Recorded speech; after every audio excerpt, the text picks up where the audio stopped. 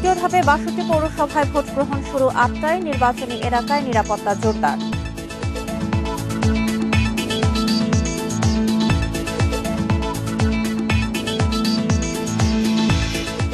HSC ও সমমানের পরীক্ষার ফল প্রকাশ 10:30টায়। মিলবে অনলাইনেই, কলেজে জমায়েত নয়।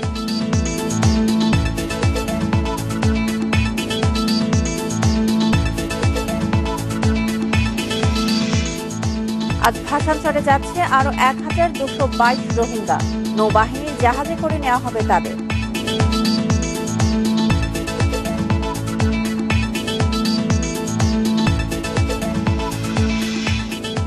রাজধানীতে ২ বছরে ২৫০'র বেশি মোটরসাইকেল চুরি করেছে বিল্লাল খান চক্র। ৫ মিনিটেই গায়েব সক্ষম।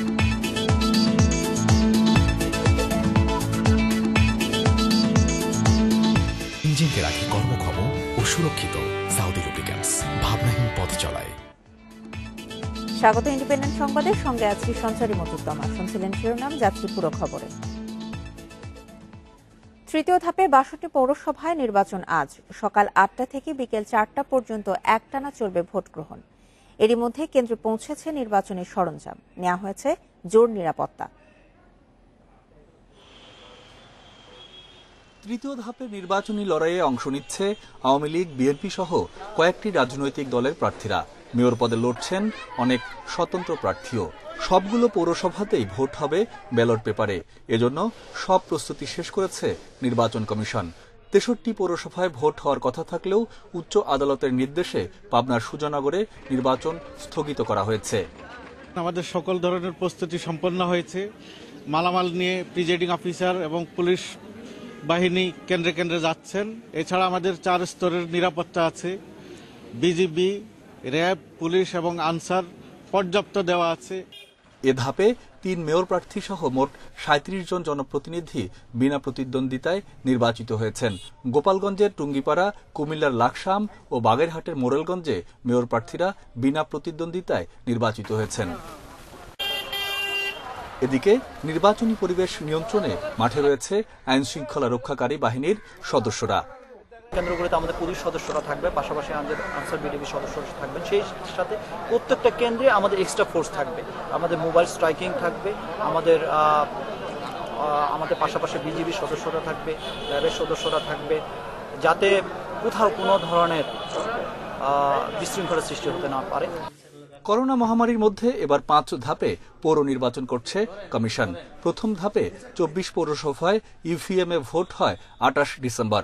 ১৬ জানুয়ারি দ্বিতীয় ধাপে ৬০টি পৌরসভায় ভোট হয়। চতুর্থ ধাপে ৫৭ পৌরসভায় ভোট হবে আগামী ১৪ ফেব্রুয়ারি এবং পঞ্চম ধাপে ৩১ পৌরসভায় ভোট গ্রহণ হবে ২৮ ফেব্রুয়ারি। Mamunur Rashid, Independent News desk.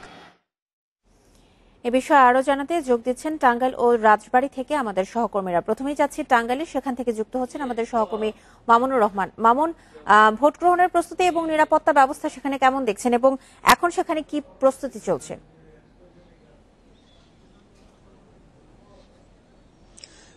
Vote গ্রহণের প্রস্তুতি কিন্তু গতকালকেই সম্পন্ন করেছে জেলা নির্বাচন কর্মকর্তা, তেমনটি কিন্তু জানিয়েছেন। আজ কিছুক্ষণ আগে আপনি জানেন যে এবারের নির্বাচনে ব্যালট পেপারটি নির্বাচনের দিন সকালবেলা পৌঁছানোর কথা রয়েছে। আজ কিছুক্ষণ আগেই কিন্তু আমি যে কেন্দ্রে দাঁড়িয়ে আছি এই কেন্দ্রে ব্যালট পেপার নিয়ে এসেছে। আমি এখন দাঁড়িয়ে আছি টাঙ্গাইল পৌর এলাকার ৩ নং ওয়ার্ডের একটি ভোট কেন্দ্রে। আমি যদি দর্শকদেরকে দেখাই, সকাল থেকেই কিন্তু মানুষজন, উৎসুক জনতা এবং ভোটাররা কিন্তু আসতে শুরু করেছে এবং ভোট কেন্দ্রের বাইরে কিন্তু প্রার্থীদের লোকজন আসা শুরু করেছে। আর নির্বাচনকে নিরবচ্ছিন্ন ও নিরাপদ করার জন্য কিন্তু ব্যাপক প্রস্তুতি গ্রহণ করেছে। এবার কিন্তু টাঙ্গাইলে যে 5টি পৌরসভা নির্বাচন হচ্ছে এতে প্রায় 2,31,839 জন ভোটার তাদের ভোটাধিকার প্রয়োগ করবে। আর এই ভোট নিরবচ্ছিন্নভাবে পালন করার জন্য কিন্তু 5টি নির্বাচনী এলাকায় 5 জন জুডিশিয়াল ম্যাজিস্ট্রেট থাকবে। এর বাইরে 54 জন নির্বাহী ম্যাজিস্ট্রেট দায়িত্ব পালন করবে। প্রত্যেকটি কেন্দ্রে অর্থাৎ কমপক্ষে 6 জন, কোনো কেন্দ্রে 8 জন পুলিশ মোতায়েন থাকবে। এছাড়াও 12 জন করে আনসার সদস্য থাকবে। এর বাইরে কিন্তু 14 প্লাটুন বিজিবি এবার মোতায়েন রয়েছে এই 5টি পৌরসভা নির্বাচনের জন্য। এর বাইরে র্যাবের ভ্রাম্যমাণ দলও কিন্তু তারা কাজ করবে, অর্থাৎ স্ট্রাইকিং ফোর্স হিসেবে র্যাব কাজ করবে, অর্থাৎ আইন শৃঙ্খলা রক্ষা করার জন্য কিন্তু জেলা নির্বাচন কর্মকর্তা অর্থাৎ নির্বাচনের সাথে যারা সংশ্লিষ্ট তারা কিন্তু তৎপর রয়েছে। আর আমি যে কেন্দ্রে রয়েছে এই কেন্দ্রের প্রিজাইডিং অফিসার মোহাম্মদ আবু রাসেল মোহাম্মদ সাইমের সাথে কিছুক্ষণ আগে আমার কথা হয়েছে। তিনি যেটা বলেছেন যে ব্যালট পেপার চলে এসেছে এবং ভোট গ্রহণ করার জন্য যেসব কাজ শুরু করা দরকার তারা অনেক প্রস্তুত রয়েছে। আর এর সাথে বলে রাখি এবার কিন্তু অর্থাৎ কোভিডের মাঝে কিন্তু ভোট গ্রহণ হচ্ছে, যে কারণে কিন্তু ভোট কেন্দ্রে যেসব ভোটার আসবে তাদেরকে মাস্ক ব্যবহার করার জন্য নির্বাচন কমিশন থেকে বলা হয়েছে। সেই সাথে কেন্দ্রের ভিতরে কিন্তু হ্যান্ড স্যানিটাইজারের ব্যবস্থা আছে বলে জানিয়েছে এই কেন্দ্রের প্রিজাইডিং অফিসার। এই হচ্ছে টাঙ্গাইলের নির্বাচন শুরুর প্রস্তুতি। এই তথ্য সংগ্রহ করতে থাকুন, পরবর্তীতে আবার আপনার কাছে আসবো। এবার আমরা যাচ্ছি রাজবাড়ীতে, সেখানে আছেন আমাদের সহকর্মী শামীম রেজা। শামীম, ভোট গ্রহণের একেবারে শেষ মুহূর্তে প্রস্তুতি কেমন দেখছেন? আইন শৃঙ্খলা বাহিনীর তৎপরতা কেমন? এবং এই করোনা মহামারীর মধ্যে যেহেতু ভোট গ্রহণ করা হচ্ছে, সেখানে করোনার জন্য কি ধরনের নিরাপত্তা ব্যবস্থা গ্রহণ করা হয়েছে?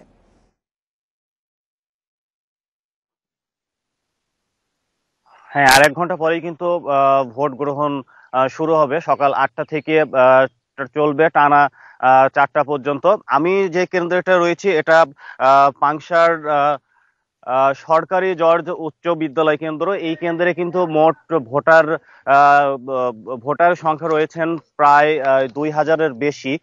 আমরা সকালবেলায় এসে দেখতে পেয়েছি যে এই কেন্দ্রে যারা প্রিজাইডিং অফিসার রয়েছেন বা পোলিং অফিসার রয়েছেন তারা কিন্তু নির্বাচনের সকল বা ভোট গ্রহণের সকল প্রস্তুতি ইতিমধ্যেই সম্পূর্ণ করেছেন। অর্থাৎ গতকালই নির্বাচনের যে সরঞ্জামগুলো সেগুলো এসে গিয়েছে এবং সকালবেলায় নির্বাচনী যে ব্যালট পেপার সেই ব্যালট পেপারটাও এসে পৌঁছে গিয়েছে, যে কারণে তারা সব ধরনের প্রস্তুতি নিচ্ছে। সকাল 8টা বাজলে পরেই আনুষ্ঠানিকভাবে ভোট গ্রহণের যে কার্যক্রম সেই ভোট গ্রহণের কার্যক্রমটা শুরু করবে। এছাড়া আমরা দেখেছি যে এখন পর্যন্ত কিন্তু আমরা কোনো ভোটারদের কোনো উপস্থিতি দেখতে পাইনি। তবে ভোটারদের উপস্থিতি দেখতে না পেলেও যারা প্রার্থী রয়েছেন, প্রার্থীদের যেসব এজেন্ট বা কর্মীরা রয়েছেন তারা কিন্তু ভোট কেন্দ্রের আশেপাশেই ঘোরাফেরা করছে এমনটাই দেখেছে। আর জেলা রিটার্নিং কর্মকর্তা মোহাম্মদ মাসুদুর রহমানের সঙ্গে কথা বলেছি। তিনি বলছেন যে নির্বাচনকে অবাধ, সুষ্ঠু, নিরপেক্ষ করার জন্য সকল ধরনের প্রস্তুতি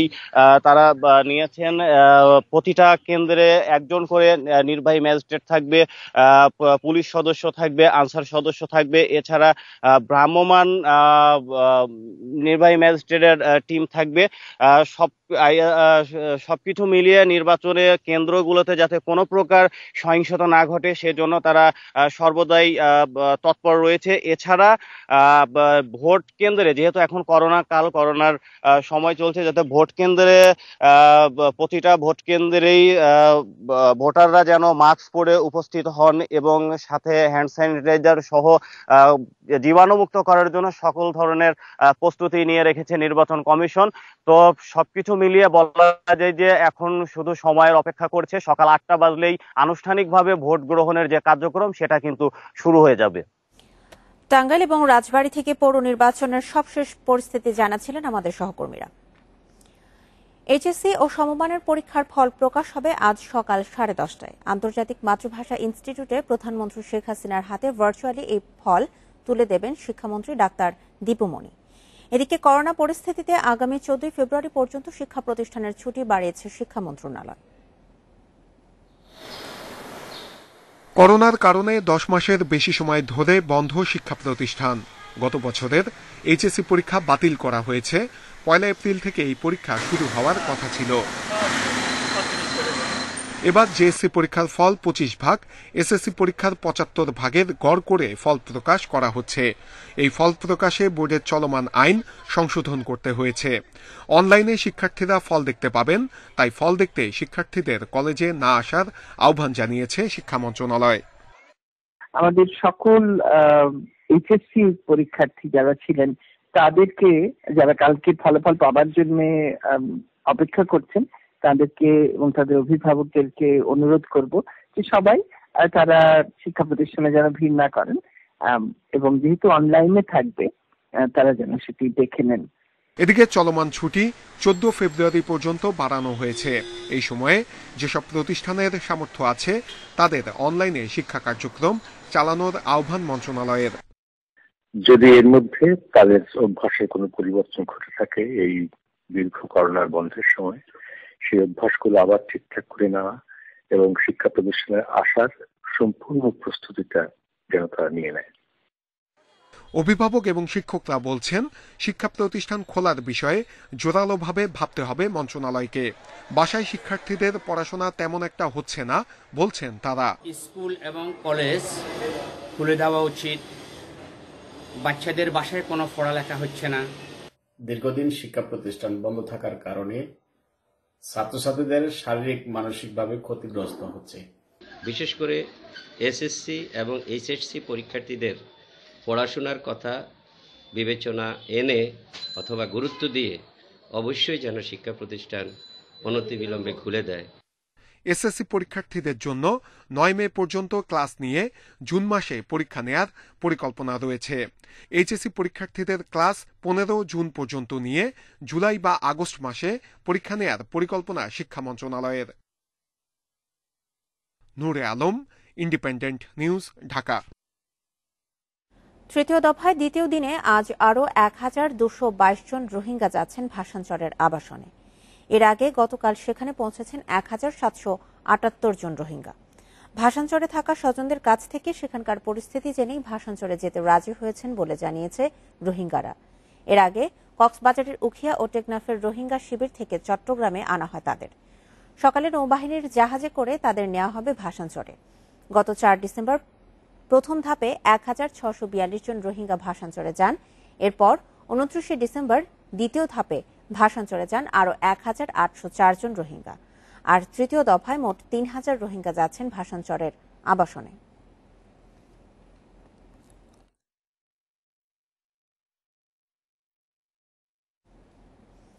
করোনার টিকাদানের পরীক্ষামূলক কার্যক্রমে প্রথম দুদিনে টিকা নেওয়া সবাই সুস্থ আছেন।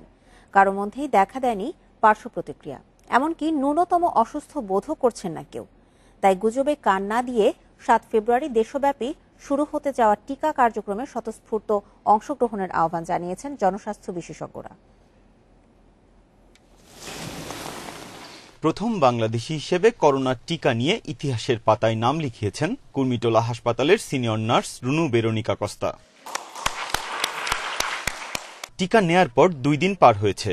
স্বাভাবিক কার্যক্রমে ব্যস্ত সময় পার করছেন সাহসী এই নারী। জানালেন, টিকা নেবার পর কোনো পার্শ্ব প্রতিক্রিয়া অনুভব করছেন না তিনি। গতকালকে হসপিটাল গিয়েছিলাম, বিকেলে আমার ফ্যামিলিয়াল একটা প্রোগ্রাম ছিল, সেখানে অ্যাটেন্ড করেছি। রাতে 11টার সময় ওখান থেকে বাসায় এসেছি। ভ্যাকসিন নেওয়ার আগেও আমি যেমন ছিলাম এখনো আমি আগের মতোই আছি। প্রতিদিনকার মতোই শান্তিনগর সিগন্যালে ব্যস্ত সময় পার করছেন চতুর্থ বাংলাদেশি হিসেবে করোনার টিকা নেয়া ট্রাফিক সার্জেন্ট দিদারুল ইসলাম। তার মতে, টিকা নিয়ে বিভ্রান্ত হওয়ার কিছু নেই। এই মহামারী থেকে দেশ ও জনগণকে যদি আপনি মুক্ত করতে চান তাহলে অবশ্যই ভ্যাকসিন নিতে হবে। আর এই ভ্যাকসিনে কোনো পার্শ্ব প্রতিক্রিয়া আমার কাছে এখন পর্যন্ত মনে হয় নাই। উদ্বোধনী দিনের টিকা নেয়া কুর্মিটোলা হাসপাতালের চিকিৎসক আল মামুনও সম্পূর্ণ সুস্থ আছেন। এছাড়া প্রথম 2 দিনের টিকা নেয়া 567 জনের কারো মধ্যেই দেখা দেয়নি ন্যূনতম পার্শ্ব প্রতিক্রিয়া। সবাই চেষ্টা করা উচিত যে নেগেটিভ নিউজগুলোকে অ্যাভয়েড করা, হুজুগে কান না দেওয়া। আপনার যদি কোনো ভয় বা আতঙ্ক থাকে আপনি হেলথ পার্সোনালদের কাছে যান। অ্যাভয়েড করা, হুজুগে কান না দেওয়া। আপনার যদি কোনো ভয় বা আতঙ্ক থাকে আপনি হেলথ পার্সোনালদের কাছে যান, ওনাদের কাছ থেকে অথেন্টিক ইনফরমেশন শুনেন বা আপনি সায়েন্টিফিক জার্নালগুলো দেখেন, তাহলে দেখবেন যে এত আতঙ্কিত হওয়ার কিছু নেই। জনস্বাস্থ্য বিশেষজ্ঞরা বলছেন, অন্য ভ্যাকসিনগুলোর মতো এই ভ্যাকসিনেও মৃদু পার্শ্ব প্রতিক্রিয়া থাকতে পারে। তবে 4 ধাপের ট্রায়াল ও কয়েকটি দেশের অনুমোদন পাওয়া অক্সফোর্ড ভ্যাকসিনে কোনো ঝুঁকি নেই। জীবনের ঝুঁকি নেই, এটা সারা বিশ্বে স্বীকৃত। কিছু বিভ্রান্তি থাকলেও সেটা কেটে গেছে। আগামী ফেব্রুয়ারি মাসের 7 তারিখের যে ভ্যাকসিনেশন প্রোগ্রাম, সবাই উৎসবমুখর পরিবেশে এই ভ্যাকসিনেশন প্রোগ্রামে অংশগ্রহণ করবে। সুরক্ষা অ্যাপের মাধ্যমে করোনা টিকার জন্য দ্রুত নিবন্ধন সম্পন্ন করতে সবার প্রতি আহ্বান জানিয়েছে স্বাস্থ্য বিভাগ। বিপ্রজিৎ চন্দ্র, ইন্ডিপেন্ডেন্ট নিউজ, ঢাকা। সংবাদে একটা বিরতি নিচ্ছি, ফিরে এসে আরো যা থাকছে। স্বর্ণ চোরাচালানের নিরাপদ মাধ্যম হয়ে উঠেছে বাংলাদেশ বিমানের ফ্লাইট। ধরা পড়া বড় চালানের 73 ভাগের বিমানে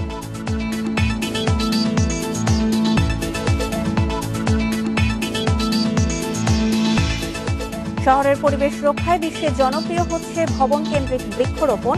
ছাদ কৃষিতে গুরুত্ব দিচ্ছেন পরিবেশ বিজ্ঞানীরা।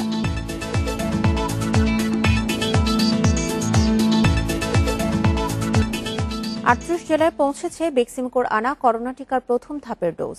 শুক্রবার সকালে জেলাগুলোতে বিশেষ ফ্রিজার ভ্যানে করে পৌঁছে দেওয়া হয়েছে এসব টিকা। আগে থেকেই প্রস্তুত রাখা হয় জেলার ইপিআই সংরক্ষণাগারগুলো। শুক্রবার সেখানেই রাখা হয়েছে করোনার টিকা। ওয়াকিং কুলার ও আইসলাইন রেফ্রিজারেটরে সবসময় বিদ্যুৎ সরবরাহ নিশ্চিতে নেওয়া হয়েছে ব্যবস্থা। ফরিদপুরে পৌঁছেছে 60,000 ডোজ। জেলার প্রতিটি উপজেলায় একটি করে এবং ফরিদপুর মেডিকেল কলেজ হাসপাতালে 4টি ও সদর হাসপাতালে 1টি সহ মোট 13টি কেন্দ্র থেকে দেয়া হবে এ টিকা। এছাড়া রাজশাহীতে পৌঁছেছে 1,80,000 ডোজ। বরিশালে এ দফায় গেছে 1,68,000 ডোজ টিকা। এর মধ্যে 48,000 ডোজ সংরক্ষণ করা হবে আপৎকালীন পরিস্থিতির জন্য। আমরা 1.5 লাখ থেকে 1,80,000 পর্যন্ত ভ্যাকসিন আমরা এতে সংরক্ষণ করতে পারবো 2 to 8 ডিগ্রি তাপমাত্রায়। সার্বক্ষণিক কারেন্ট থাকার জন্য আমাদের আলাদাভাবে একটা জেনারেটরও আছে। আমরা তো জেনারেটরের মাধ্যমে আমরা সার্বক্ষণিক এখানে আমার 2 to 8 ডিগ্রি থাকবে ইনশাল্লাহ। রাজবাড়ী, নাটোর, রাজশাহী, ঝিনাইদহ, হবিগঞ্জ সহ বিভিন্ন জেলায় পৌঁছেছে করোনার টিকা। টাঙ্গাইলে 1,20,000 ডোজ টিকা গ্রহণ করেছেন জেলা সিভিল সার্জন। চুয়াডাঙ্গায় পৌঁছানো 36,000 টিকা যাবে জেলা সদর সহ উপজেলা হাসপাতালগুলোতে। আজ চুয়াডাঙ্গা জেলায় করোনা ভাইরাসের যে টিকা কোভিড-19 ভ্যাকসিন সেটা স্বাস্থ্য বিভাগে সিভিল সার্জন অফিসের ইপিআই স্টোরে এসে পৌঁছেছে। 36,000 ব্যক্তিকে প্রথম ডোজ টিকা দিতে সক্ষম হব। এসব টিকা সংরক্ষণে ব্যবহৃত হচ্ছে জেলা ও উপজেলা পর্যায়ের ইপিআই স্টোর। প্রয়োগ সহ সার্বিক ব্যবস্থাপনায় প্রস্তুত রাখা হয়েছে একাধিক দল। নিরাপত্তায় থাকছে বাড়তি পুলিশ। মাহমুদুর নবী, ইন্ডিপেন্ডেন্ট নিউজ ডেস্ক। 24 ঘন্টার ব্যবধানে দেশে করোনায় আরও 7 জনের মৃত্যু হয়েছে। এর আগে গত বছর 9 মে একদিনে মৃত্যুর সংখ্যা ছিল 8, অর্থাৎ প্রায় 9 মাসে একদিনে করোনায় সর্বনিম্ন সংখ্যক মানুষ মারা গেছে শুক্রবার। এ নিয়ে মোট প্রাণহানি হল 8,094 জনের। মৃতদের মধ্যে পুরুষ 6 এবং নারী 1 জন। 204টি ল্যাবে 24 ঘন্টায় 12,075 নমুনা পরীক্ষায় করোনা শনাক্ত হয়েছে 454 জনের। পরীক্ষা বিবেচনায় শনাক্তের হার 3.76%। শুক্রবার স্বাস্থ্য অধিদপ্তরের বিজ্ঞপ্তিতে জানানো হয়, দেশে মোট করোনা আক্রান্তের সংখ্যা দাঁড়ালো 5,34,407 জনে। সুস্থ হয়েছেন আরও 414 জন। এ নিয়ে মোট সুস্থ 4,78,960 জন।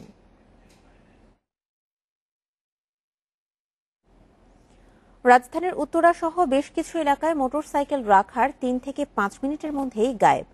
তারপর সেটি হাত বদলে চলে যায় নানা জেলায়। বিক্রি করা হয় নম্বর প্লেট পাল্টে। আর এই কাজ করছিল 10 জনের একটি দল। বিলাল খান বাদলের নেতৃত্বে তারা গত 2 বছরে চুরি করেছে 250-র বেশি মোটরসাইকেল। কিশোরগঞ্জের একটি মোটরসাইকেল ওয়ার্কশপে কাজ করত বাদল। সেখান থেকেই একসময় বনে যান চোর। কিশোরগঞ্জ থেকে ঢাকায় এসে গড়ে তোলেন সংঘবদ্ধ চক্র। উত্তরা, নদ্দা, কালাচাঁদপুর, বাড্ডা থেকে টার্গেট করা সহ প্রায় 1 ঘন্টা, কিন্তু নিতে 4-5 মিনিট লাগে। সিসিটিভি ক্যামেরায় চুরির যে দৃশ্য দেখা যাচ্ছে এটি বাদলেরই কাজ। তারা 10 জনের একটি দল। চুরির কাজে থাকে 2 থেকে 3 জনের। একজন তালা ভাঙে, একজন পাহারায় থাকে, আর মোটরসাইকেল নিয়ে যায় আরেকজন।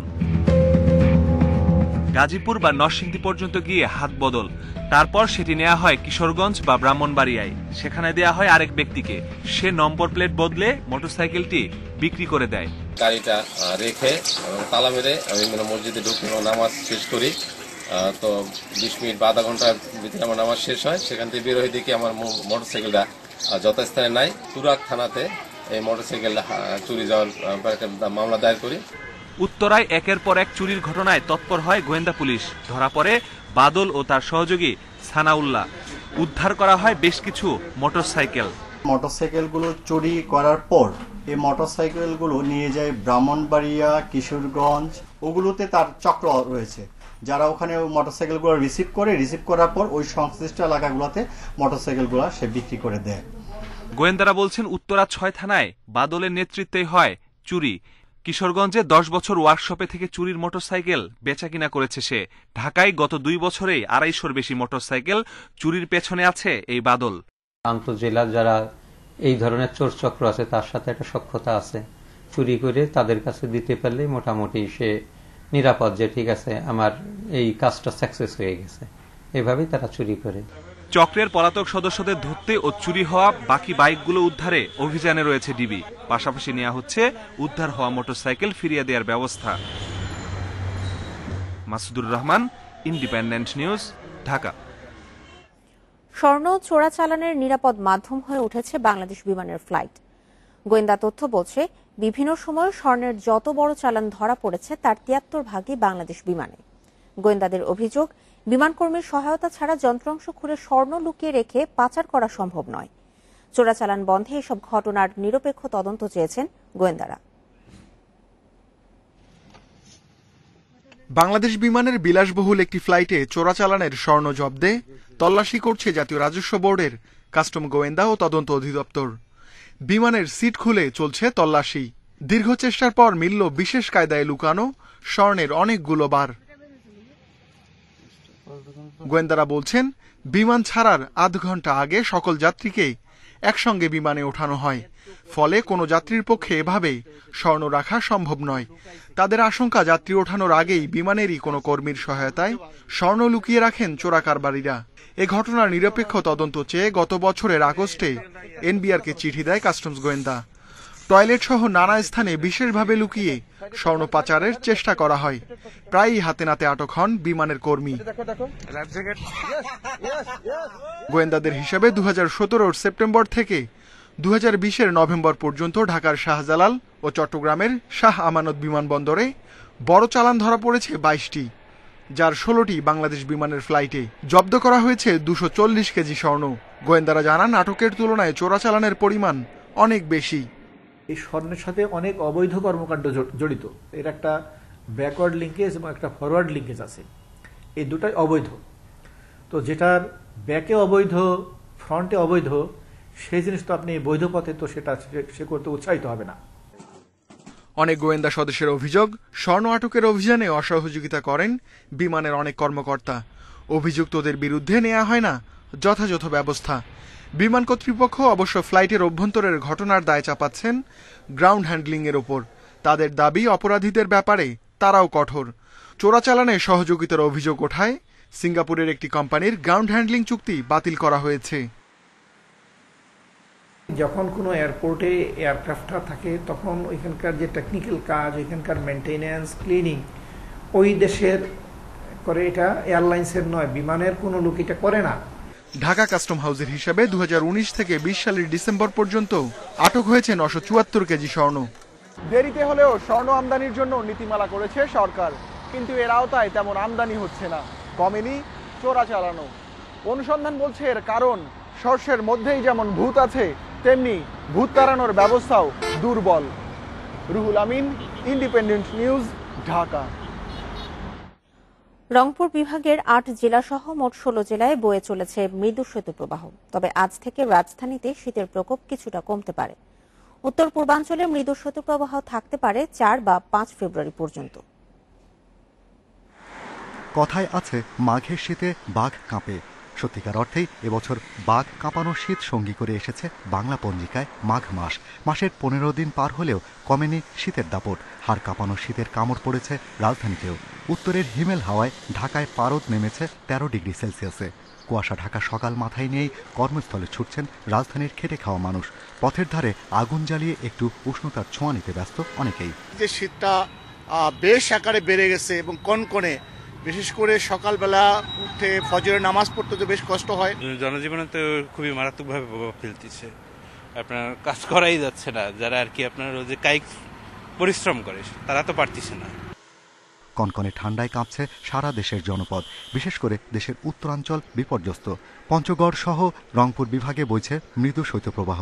শীতের আমেজ, ঘড়ির কাঁটাও যেন ধীর হয়ে আসে। দিগন্ত জোড়া সর্ষে খেতে কুয়াশা মুড়ে স্থির হয়ে থাকে সময়। আকাশ বাতাস আরো ভালো হয়, তাই সবাই তারা চারা রোপণ আরো লাগাইতে পারে। ঘন কুয়াশার কারণে সরিষা নষ্ট হয়ে গেছে, ওষুধপাতি দিয়েছি, কোনো কাজ হয়নি। পৌষের তাপমাত্রা কিছুটা উষ্ণ থাকলেও মাঘ মাসের প্রথম দিন থেকেই ঢাকাসহ সারা দেশের শীতের তীব্রতা বাড়ে। মৃদু শৈত্যপ্রবাহ বয়ে চলেছে রংপুর বিভাগ সহ রাজশাহী, পাবনা, গোপালগঞ্জ, চুয়াডাঙ্গা, যশোর, কুমিল্লা, সীতাকুণ্ড ও শ্রীমঙ্গলে। অনেক অঞ্চলে ঘন কুয়াশার পাশাপাশি সারাদিন মিলছে না সূর্যের দেখা। আগামী ৩-৪ দিন চলবে এই শৈত্যপ্রবাহ। নদ নদীর অববাহিকাগুলোয় এ সময় ঘন ও মাঝারি কুয়াশা পড়তে পারে। শৈত্যপ্রবাহটা দেশের উত্তর পশ্চিমাঞ্চলে থাকলেও দেখা আগামী ৩-৪ দিন চলবে এই শৈত্যপ্রবাহ। নদ নদীর অববাহিকাগুলোয় এ সময় ঘন ও মাঝারি কুয়াশা পড়তে পারে। শৈত্যপ্রবাহটা দেশের উত্তর পশ্চিমাঞ্চলে থাকলেও আপনার শীতটা সারা দেশে অনুভূত হচ্ছে। সারা দেশে শীতটা অনুভূত হওয়ার কারণ হচ্ছে আপনার দিনের যে তাপমাত্রাটা সেটা স্বাভাবিকের চাইতে 2 থেকে 3 ডিগ্রি কম আছে। ইভেন রাত্রের তাপমাত্রাটা স্বাভাবিকের চাইতে আপনার 1-2 ডিগ্রি কম আছে। আবহাওয়া অধিদপ্তর বলছে শুক্রবার দেশের সর্বনিম্ন তাপমাত্রা রেকর্ড হয়েছে পঞ্চগড়ের তেঁতুলিয়ায় 7.6 ডিগ্রি সেলসিয়াস। মাঘের দ্বিতীয় পক্ষ মানে শীতের বিদায় বেলা আর বসন্তের আগমন বার্তা। Shahriar Anirban, independent News, Dhaka. সংবাদে একটি বিরতি নিচ্ছি, ফিরে এসে আরো যা থাকছে। মুজিব জন্ম শতবর্ষ উপলক্ষে বগুড়ার শস্যচিত্রে ফুটিয়ে তোলা হচ্ছে জাতির পিতার অবয়ব। গিনেস বুক অব ওয়ার্ল্ড রেকর্ডের আশা আয়োজকদের।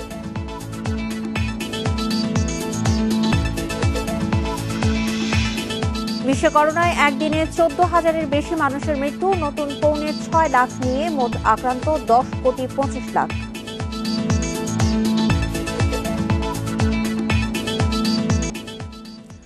করোনার কারণে এবার বেসরকারি ঋণ প্রবৃদ্ধির লক্ষ্যমাত্রা কমিয়ে ধরা হলেও তা অর্জন করতে পারছে না ব্যাংকগুলো। চলতি অর্থবছরের মুদ্রানীতি ঘোষণার পর থেকে এখন পর্যন্ত কোনো মাসে প্রবৃদ্ধি অর্জিত হয়নি। ঋণ প্রবাহে গতি বাড়াতে ক্ষুদ্র ও মাঝারি শিল্প খাতে প্রণোদনা প্যাকেজের সঠিক বাস্তবায়নের তাগিদ দিচ্ছেন বিশ্লেষকরা। দীর্ঘদিন ধরে দেশে সরকারি বিনিয়োগ দ্রুত বাড়লেও বেসরকারি বিনিয়োগ সে হারে বাড়ছে না। যদিও কমানো হয়েছে ঋণের সুদহার, দেয়া হচ্ছে বিভিন্ন সুযোগ সুবিধা। এছাড়া করোনায় ক্ষতিগ্রস্ত উদ্যোক্তাদের সুরক্ষায় প্রায় 1.25 লাখ কোটি টাকার প্রণোদনা প্যাকেজ ঘোষণা করেছে সরকার। তারপরও আশানুরূপ হারে বাড়ছে না বেসরকারি খাতের ঋণ। মুদ্রার যোগান বাড়িয়ে চলতি অর্থ বছরের মুদ্রানীতি বেসরকারি খাতে ঋণ প্রবৃদ্ধি 14.8% নির্ধারণ করা হয়। তবে এখন পর্যন্ত তা নির্ধারিত লক্ষ্যের অনেক নিচে রয়েছে। গত ডিসেম্বর পর্যন্ত প্রবৃদ্ধি হয়েছে মাত্র 8.37%। পরিস্থিতি স্বাভাবিক হলে অর্থ বছর শেষে লক্ষ্য পূরণ সম্ভব বলে মনে করছে Bangladesh bank. Broad money supply সেটা কিন্তু আমরা সাকসেসফুল একেবারে কাছাকাছি চলে গেছি, কিন্তু তারপরেও দেখা যাচ্ছে করোনা ভাইরাসের কারণে কিছুটা আমরা একটু ধাক্কা খেয়েছি। আগামী 2021 জুন পর্যন্ত আমাদের টার্গেট যেটা আছে এই টার্গেট আমরা ফুলফিল করতে পারবো। লোকাল মার্কেটে এবং আন্তর্জাতিক মার্কেটে কমোডিটি, বিশেষ করে সুতা, তুলা এবং এই ডিমান্ডটা আলটিমেটলি ক্রেডিট গ্রোথকে বাড়িয়ে দিবে বলেই আমরা আশা করি। ক্ষুদ্র মাঝারি খাতের প্রণোদনা ঋণ বিতরণ আশাব্যঞ্জক নয়, তাই ব্যাংকগুলোকে মার্চের মধ্যে ঋণ দেয়া শেষ করার নির্দেশ দেওয়া হয়েছে।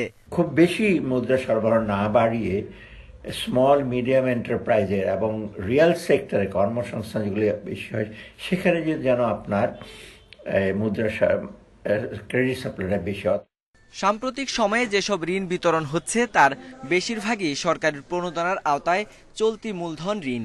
ফলে গত ডিসেম্বর শেষে বেসরকারি খাতে মোট ঋণ স্থিতি দাঁড়িয়েছে 11,41,000 কোটি টাকা। আগের বছরের একই সময়ে যা ছিল 10,53,000 কোটি টাকা। Sohel Rana, independent News, Dhaka. অভাব অনটনে স্কুলের গণ্ডি পার হতে পারেনি নাটোরের কামরুল ইসলাম। ছোটবেলা থেকে স্বপ্ন ছিল নতুন কিছু করার। নানা চড়াই উতরাই পেরিয়ে শুরু করেন শরীর পরিষ্কার করার গা মাজনি তৈরি। এই কাজ করেই এখন তার মাসে আয় 40 থেকে 50,000 টাকা। আর তার প্রতিষ্ঠানে কাজ করছেন, সচ্ছলতা এনেছেন 8 শতাধিক নারী। বাগাতিপাড়া উপজেলার প্রত্যন্ত গ্রাম গালিমপুর, যে গ্রামে বেশিরভাগ মানুষের জীবিকার একমাত্র অবলম্বন কৃষিকাজ। সে গ্রামে জন্ম নেয়া কামরুল ইসলামের লেখাপড়ায় গয়নি অভাব অনটনে। তখন থেকেই অভাবকে জয়ের স্বপ্ন দেখেন তিনি। অটল আত্মবিশ্বাসে 2015 সালে গড়ে তোলেন কণা কনক নামের একটি হস্তশিল্প প্রতিষ্ঠান, যেখানে গ্রামের অসচ্ছল নারীরা এসে কাজ করেন। স্বপ্ন বাস্তবায়নে কয়েকবার ব্যর্থ হলেও এখন সফল উদ্যোক্তা কামরুল। আমি হস্তশিল্প 2015 শুরু করি। আমার প্রথমে অনেক কষ্ট হয়েছে। বিভিন্ন এনজিও, বিভিন্ন প্রতিষ্ঠান পুঁথির কাজ, এরা দেখাচ্ছে লোকের সাথে প্রতারণা এবং ঠকবাজ করে দেখাচ্ছে কাজ করে না, চলে যায়, বিভিন্ন টাকা নেয়। আমাদের এখানে ভর্তি ফিস কোনো লাগে না। আমরা আমি নিজেই উদ্যোক্তা, নিজেই তৈরি করি। শুরুতে 10 জন এই কাজে যোগ দিলেও এখন কাজ করছেন 8 শতাধিক নারী। অবসরে সুই সুতার বুননে প্রতিটি মাজুনি তৈরি করে পান 4 টাকা। এতে অনেকেরই সংসারে এসেছে সচ্ছলতা।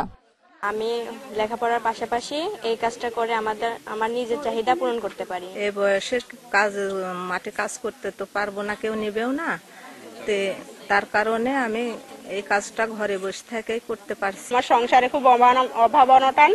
আমি সাবু নাই, আমার মেয়ের জামা কাপড় দিই এবং লেখাপড়ার খরচ চালাই। আত্মকর্মসংস্থানের জন্য যারা কাজ করছেন তাদের সহজ শর্তে ঋণ দেওয়া সহ সব ধরনের সহযোগিতার আশ্বাস দিয়েছে স্থানীয় প্রশাসন। তারা যদি আবেদন করে, আমরা তদন্ত করে যদি দেখি আসলে ঋণ পেলে সে নিজের ভাগ্য উন্নয়ন করতে পারবে, আমরা স্বেচ্ছায় আমরা খুব আনন্দের সাথে তাকে ঋণ দিব এবং আমাদের অনেক দপ্তরে এই কাজগুলো করে যাচ্ছে। কামরুলের প্রতিষ্ঠানে প্রতি সপ্তাহে তৈরি হয় 20,000 পিস মাজুনি, যা সরবরাহ হচ্ছে রাজধানী সহ দেশের বিভিন্ন জেলায়। Independent News desk. ছাদ কৃষিতে অনেকেরই মিলছে ফল, তাজা শাকসবজি। রাজধানীতে এখন ছাদ বাগানের সংখ্যা 7,000-এরও বেশি। একে আরও এগিয়ে নিতে প্রকল্প চালু আছে কৃষি সম্প্রসারণ অধিদপ্তরের। প্রশিক্ষণের পরিকল্পনার কথাও জানালেন নগর কৃষি উৎপাদন প্রকল্পের পরিচালক। বাড়ির ছাদে আম, করমচা, পেয়ারা, ড্রাগন সহ বাহারি ফলের গাছ, সঙ্গে নানা জাতের মশলা, সবজি আর ফুল। ঢাকায় উন্মুক্ত জায়গা কমে যাওয়ায় কমেছে গাছ লাগানোর সুযোগ। নগরীর বাসিন্দাদের জমি নেই, আছে ছাদ, তাই অনেকেই সেখানে করছেন শখের বাগান। অনেকে আবার প্রাত্যহিক শাকসবজির চাহিদা মেটাচ্ছেন সেখান থেকে। বাড়তি হিসেবে মিলছে নির্মল বাতাস। সবুজের কিছু সমারোহ শহরের বুকে পাই এবং বিকেল বেলাটা যখন ছাদের উপরে এসে বসি তখন সত্যিকারভাবে অন্যরকম লাগে। এটা একটা অন্যরকমের নেশায় পরিণত হয়েছে। কৃষি অর্থনীতিবিদরা বলছেন, আর্থিক সাশ্রয়ের পাশাপাশি পুষ্টির চাহিদা পূরণের ভালো উৎস হতে পারে এই ছাদ বাগান। একই সঙ্গে এতে আছে ভিন্ন এক আনন্দ এবং মানসিক শান্তি এবং এক ধরনের সাশ্রয়ও বটে। সেটি যদি আমরা কন্টিনিউ করতে পারি তাহলে এটি আমাদের জন্য খুবই উপকার হবে। এ উদ্যোগকে উৎসাহ দিতে 10% হোল্ডিং ট্যাক্স মওকুফের সুবিধা দিচ্ছে ঢাকার 2 সিটি কর্পোরেশন। সহযোগিতায় প্রকল্প চালু করেছে কৃষি সম্প্রসারণ অধিদপ্তর। কারিগরি প্রশিক্ষণ সহ আগামীর পরিকল্পনা জানালেন প্রকল্প পরিচালক। এই ছাদ প্রযুক্তি সম্প্রসারণের ফলে বিভিন্ন ধরনের মাস মিডিয়া প্রকাশ, পাশাপাশি বিভিন্ন ধরনের প্রশিক্ষণ, তারপরে আমাদের কিছু অডিও ভিজুয়াল প্রকাশনী করা, পাশাপাশি আমাদের কিছু প্রদর্শনী করা, এর মাধ্যমে দেখা গেছে যে সমস্ত ছাদ বাগানগুলো প্রায় সি গ্রেডের ছিল তারা এই গ্রেডে চলে আসতে। কৃষি সম্প্রসারণ অধিদপ্তরের তথ্য অনুযায়ী এখন রাজধানীতে ছাদ বাগানের সংখ্যা 7,000-এর বেশি। Shahid Ahmed, Independent News, Dhaka. শহরের পরিবেশ রক্ষায় সারা বিশ্বেই জনপ্রিয় হচ্ছে ভবন কেন্দ্রিক বৃক্ষরোপণ। ক্রমবর্ধমান জনসংখ্যা ও নগরায়নের চাপে বনভূমি কমে যাওয়ায় ছাদ কৃষিতে গুরুত্ব দিচ্ছেন পরিবেশ বিজ্ঞানীরা। এতে একদিকে পরিবেশের ভারসাম্য রক্ষা, অন্যদিকে মিলছে ফলমূল, শাকসবজিও। আকাশছোঁয়া অট্টালিকার মধ্যে সবুজের সমারোহ। বিশ্বের প্রায় সব প্রান্তে এখন দেখা মিলছে এমন দৃশ্যের। আবাসন শিল্প সহ নানা কারণে কমছে বনভূমি, কাটা পড়ছে গাছ, বাড়ছে বৈশ্বিক তাপমাত্রা, ভারসাম্য হারাচ্ছে প্রকৃতি। সংকট কাটাতে গবেষকেরা গাছ লাগানোর প্রয়োজনীয়তার কথা বললেও নগরায়নের চাপে তা হয়ে উঠছে প্রায় অসম্ভব। তবে বিকল্প পথও বেছে নিয়েছে কিছু দেশ। সিঙ্গাপুরে চাষাবাদ অসম্ভব হয়ে পড়ায় আমদানি নির্ভরতা কমাতে বাড়ি বা বহুতল ভবনে জায়গা পেয়েছে কৃষি। বড় শপিং মলগুলোর ছাদে ফলছে ফল, শাকসবজি। চীন ও কোরিয়ায় বহুতল অফিস ভবনে এসেছে ছাদ কৃষির আওতায়। চীনের সাংহাইয়ে ছাদে হয়েছে ইকো পার্ক। সেখানে আছে নানা প্রজাতির কয়েক হাজার গাছ। থাইল্যান্ডের ব্যাংককে বাণিজ্যিকভাবে হয়েছে নগর কৃষি প্রকল্প। এতে বহুতল ভবনের ছাদে ফুলছে ফসল। হংকংয়েও জনপ্রিয়তা পেয়েছে এই কৃষি কার্যক্রম। তরুণদের দেয়া হচ্ছে প্রশিক্ষণ। এতে আধুনিক সরঞ্জামের সহায়তায় উৎপাদন হচ্ছে খাদ্যশস্য। শহরের পরিবেশ রক্ষায় সবুজে আচ্ছাদিত ভবন বাড়ছে ইউরোপ আমেরিকাতেও। এর বড় উদাহরণ ইতালির মিলানে শহুরে বন নামে খ্যাত বোস্কো ভার্টিক্যাল ভবনটি। Sadia Afrin, Independent News. মুজিব জন্মশতবর্ষ উপলক্ষে বগুড়ার শস্যচিত্রে ফুটিয়ে তোলা হচ্ছে জাতির পিতা বঙ্গবন্ধু শেখ মুজিবুর রহমানের অবয়ব। আয়োজকেরা বলছেন, এত বড় শস্যক্ষেত্রে মুখাবয়ব ফুটিয়ে তোলার কাজ বিশ্বে এটাই প্রথম। তাই এটি গিনেস বুক অব ওয়ার্ল্ডে স্থান পাবে বলে আশা তাদের। বগুড়ার শেরপুর উপজেলার আমরুল গ্রামে ৩৫ একর ধান খেতে ফুটে উঠছে জাতির পিতার মুখ। মুজিব বর্ষ উপলক্ষে ১২,৯২,০০০ বর্গফুটের ব্যতিক্রমী এই শিল্পকর্ম তৈরি করছে বেসরকারি সংস্থা ন্যাশনাল এগ্রি কেয়ার। এর আগে ৮,৫৫,৭৮৬ বর্গফুটের এরকম একটি শিল্পকর্ম তৈরি করেছিল চীন। শুক্রবার এই আয়োজন দেখতে বগুড়ায় যান আওয়ামী লীগের কেন্দ্রীয় নেতারা। শত কোটি মানুষের সামনে তুলে ধরবে এই যে মহতী উদ্যোগ নিয়েছেন, সেই মহতী উদ্যোগের আমি একজন সাক্ষী হতে পেরে নিজেকে গর্বিত মনে করছি। কৃষকদের কাছ থেকে জমি ভাড়া নিয়ে ৩ মাস ধরে চলছে এই কর্মযজ্ঞ। চীন থেকে আনা হয়েছে রঙিন ধানের চারা। আমরা আশা করছি যে আমাদের যে কার্যক্রম চলমান রয়েছে, আমরা ফিল্ড ট্রায়াল করেছি, ফিল্ড ট্রায়াল আমরা যেটি পেয়েছি যে আমরা এটা সফল। জাতির পিতার মুখাবয়ব নিখুঁতভাবে ফুটিয়ে তুলতে এই কাজে যোগ দিয়েছেন চিত্রশিল্পীরা। অংশ নিচ্ছেন বিএনসিসির ক্যাডেট সহ স্থানীয় অনেকেই। কৃষকের কর্মক্ষেত্র কর্মযজ্ঞই হলো মাঠে। এই মাটিকে এই ক্যানভাস হিসেবে আমরা জাতির পিতার মুখচ্ছবি আমরা সারা বিশ্ববাসীর কাছে তুলে ধরতে চাই। আগামী ১ মাসে ধানের চারা বড় হলে স্পষ্ট হবে বঙ্গবন্ধুর মুখাবয়ব। এ প্রকল্পে খরচ হচ্ছে প্রায় ১,১৫,০০,০০০ টাকা। কাজী শামীম হাসান, ইন্ডিপেন্ডেন্ট নিউজ। বিশ্বে করোনায় একদিনে প্রায় ১৫,০০০ মানুষের মৃত্যু হয়েছে। এ নিয়ে মোট প্রাণহানি ছাড়ালো ২২,১৪,০০০। নতুন ৬ লাখ রোগী নিয়ে বিশ্বে মোট আক্রান্তের সংখ্যা ১০,২৬,০০,০০০-এর বেশি। ২৪ ঘন্টায় সবচেয়ে বেশি ৩,৬০০ মৃত্যু হয়েছে যুক্তরাষ্ট্রে। এ নিয়ে দেশটির প্রাণহানি দাঁড়ালো ৪,৪৭,০০০-এ। নতুন আরও ১.৫ লাখের বেশি রোগী নিয়ে যুক্তরাষ্ট্রের সংক্রমিতের সংখ্যা ২,৬৫,০০,০০০-এর বেশি। যুক্তরাজ্যে একদিনে প্রাণ গেছে ১২৫০ মানুষের। এছাড়াও ব্রাজিলে ১১০০ ও জার্মানিতে প্রায় ৮৫০ মানুষের মৃত্যু হয়েছে। ফ্রান্সে ইউরোপীয় ইউনিয়নের দেশ ছাড়া বাকি সব দেশের জন্য সীমানা বন্ধ ঘোষণা করেছে দেশটির সরকার। সংক্রমণ রুখতে নতুন করে ভ্রমণ নিষেধাজ্ঞা জারি করেছে কানাডা। ৩ পেসারের একাদশ এখন আর অসম্ভব কিছু নয় বাংলাদেশের জন্য। ওয়ানডে সিরিজে পেস কেন্দ্রিক বোলিং আক্রমণ সাজিয়েছিল টাইগার ম্যানেজমেন্ট। চট্টগ্রামেও স্পোর্টিং উইকেটের আমন্ত্রণ রাহিম মুস্তাফিজদের প্রতি। ইতিবাচক মানসিকতায় সেই চ্যালেঞ্জ জিততে চায় টাইগার পেসাররা। এদিকে রোববার ঘোষণা করা হবে চূড়ান্ত টেস্ট স্কোয়াড। অ্যাওয়ে ডেলিভারি পুরনো বলে কাটার স্কিলটা সহজাত, কিন্তু বাঁহাতি পেসারদের জন্য গুরুত্বপূর্ণ ইনসুইংটা আয়ত্তে ছিল না মুস্তাফিজের। ওয়ানডে সিরিজে সেই স্কিল নাগালে এনে পূর্ণতার পথে কাটার মাস্টার। শুধু ফিজ নয়, রুবেল, হাসান মাহমুদ, শরীফুলদের রিদমে উঠছে টাইগার পেস অ্যাটাক। নেপথ্যে বড় ভূমিকা যার, তিনি এই ভদ্রলোক ওটিস গিবসন। পেসারদের স্ট্রেংথ ও স্ট্যামিনা মোক্ষম চ্যানেল দিয়ে বের করে এনে দিচ্ছেন নতুন আকৃতি। তারপরও আত্মতুষ্টিতে ভোগার সুযোগ নেই। ওয়ানডে সিরিজের কৌশল হয়ে যেতে পারে অকার্যকর। টেস্টে চাই নতুন পরিকল্পনা। বরাবরের মতোই অভিজাত ফরম্যাটে কি আরেক দফা বিশ্রামে যাচ্ছেন মুস্তাফিজ?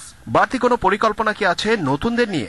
অনেকগুলো প্রশ্ন ঘুরপাক খাচ্ছে সাগরিকার বাতাসে। অনেক সময় প্র্যাকটিস করতেছি এবং ইন্টেন্সও ভালো প্র্যাকটিসের, আমরা আমাদের কাজগুলো করতেছি এবং কোচও আমাদের অনেক সাহায্য করতেছে আমাদের প্র্যাকটিসের জন্য, মানে আমাদের বোলিং স্কিলের জন্য। আর আমরা পেস বোলাররা এনজয় করতেছি। টেস্ট ম্যাচে আমরা কিন্তু সবচেয়ে বেশি আমাদের স্ট্রেংথ পয়েন্ট হচ্ছে স্পিনার। তার মানে এই না যে ফাস্ট বোলার উইকেট পাবে না, বাট ডিপেন্ড করবে যে উইকেটটা কি বিহেভ করে, উইকেটটা কি ধরনের উইকেট। বাট ইনিশিয়ালি প্রথম দিন যেহেতু ঠান্ডার দিন, ফার্স্ট ডেতে আমার মনে হয় যে পেস বোলাররা খুব ভালো বল করবে, বিশেষ করে ফার্স্ট স্পেলগুলোতে। জোরে বল করতে পারা ক্যারিবীয় ক্রিকেট সংস্কৃতির গুরুত্বপূর্ণ অনুষঙ্গ। সেই সুবাদে ফাস্ট বলটা তুলনামূলকভাবে ভালো খেলে উইন্ডিজ ব্যাটসম্যানরা। সেই সামর্থ্য মাথায় রেখে বোলিং আক্রমণ কৌশল সাজানোর চ্যালেঞ্জ টাইগার ম্যানেজমেন্টের। আবাদত, খালেদ আগে যেমন ধরেন ওরা অনেক বোলিং করতে চাইতো না, কিন্তু এখন যেটা হয়েছে আমরা যখন ফার্স্ট ক্লাস খেলি তখন আমরা চাই অনেক বোলিং করতে। আমাদের নিজেদের ভিতরে একটা কম্পিটিশন আছে, আমরা যদি স্টার্টিংটা ভালো করি তাহলে আমার কাছে মনে হয় আমাদের শুরুটা ভালো হবে। মোমেন্টাম দিচ্ছে সমর্থন, কিন্তু পরিসংখ্যান বলছে ভিন্ন কথা। সাগরিকায় টেস্টের সর্বোচ্চ উইকেট শিকারীর তালিকার প্রথম 10 জনে মাত্র 1 পেসার। মিরপুরের মন্থরতা নেই, চট্টগ্রামের স্পোর্টিং উইকেটের ফায়দা তুলে নেওয়ার সুযোগ পেসারদের সামনে। সাগর পারে অপেক্ষারত টাইগারদের ভবিষ্যৎ এক্সপ্রেস। হুইসেল দেয়া হবে কিনা সিদ্ধান্তটা ম্যানেজমেন্টের। জহিরুল ইসলাম, ইন্ডিপেন্ডেন্ট নিউজ, চট্টগ্রাম। কাতার বিশ্বকাপ বাছাইকে সামনে রেখে 1 মার্চ থেকে শুরু জাতীয় দলের আবাসিক ক্যাম্প। স্কোয়াড নির্বাচনে প্রাধান্য পাবে বিপিএল এর পারফরম্যান্স, বলেছেন কোচ জেমিডে। আসন্ন ক্যাম্পে দেখা যেতে পারে বেশ কিছু নতুন মুখ, তবে ভেন্যু জটিলতায় থেমে আছে হেড কোচের পরিকল্পনা। ঢাকায় এসেছেন 14 জানুয়ারি, তবে বাধ্যতামূলক কোয়ারেন্টিনে থাকায় সুযোগ হয়নি মাঠে গিয়ে খেলা দেখার। হোটেলে বসেই প্রিমিয়ার লিগের ম্যাচে নজর রেখেছেন কোচ জেমিডে। কেমন হচ্ছে এবারের লিগ, বন্দি দশা থেকে মুক্তি পেয়েই স্পষ্ট করেছেন ভাবনা। 14 দিন ঘরের মধ্যে থাকা কষ্টের। লিগে বেশ কয়েকটি ম্যাচ দেখেছি, অনেকেই ভালো পারফর্ম করেছে। এদের বেশ কয়েকজন জাতীয় দলের ক্যাম্পে জায়গা পাওয়ার সম্ভাবনা রয়েছে। বিশ্বকাপ বাছাইয়ের এখনো বাকি 3 ম্যাচ। 25শে মার্চ সিলেটে লাল সবুজদের প্রতিপক্ষ আফগানিস্তান। সে লক্ষ্যে পরিকল্পনা সাজাতে ব্যস্ত বাফুফে, তবে ভেন্যু জটিলতায় কাগজে কলমেই আটকে সব পরিকল্পনা। এ নিয়ে কোচ জেমির ভাবনা কি? হোম অ্যাডভান্টেজ না পেলে ভালো করা কঠিন হবে। বাফুফেকে আমার অবস্থানে স্পষ্ট করেছি, এখানেই খেলতে চাই আমরা। তবে সবকিছু নির্ভর করছে এএফসি ফিফার সিদ্ধান্তের উপর। আফগানদের বিপক্ষে মাঠে নামার আগে সেরা কম্বিনেশন খুঁজে নিতে কয়েকটি প্র্যাকটিস ম্যাচ আয়োজনের তাগিদ কোচের।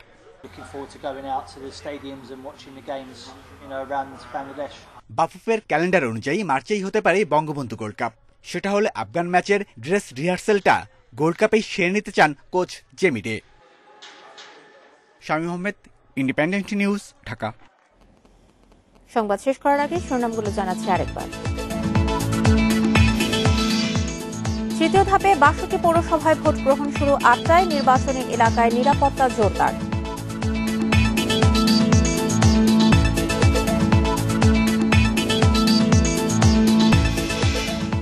এইচএসসি ও সমমানের পরীক্ষার ফল প্রকাশ 10:30টায়। মিলবে অনলাইনেই, কলেজে জমায়েত নয়।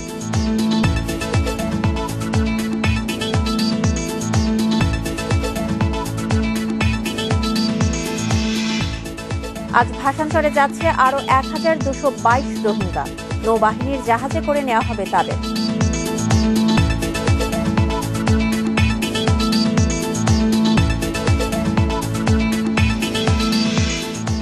রাজধানীতে 2 বছরে 250-র বেশি মোটরসাইকেল চুরি করেছে বিল্লাল খান চক্র। 5 মিনিটেই গায়েবে সক্ষম।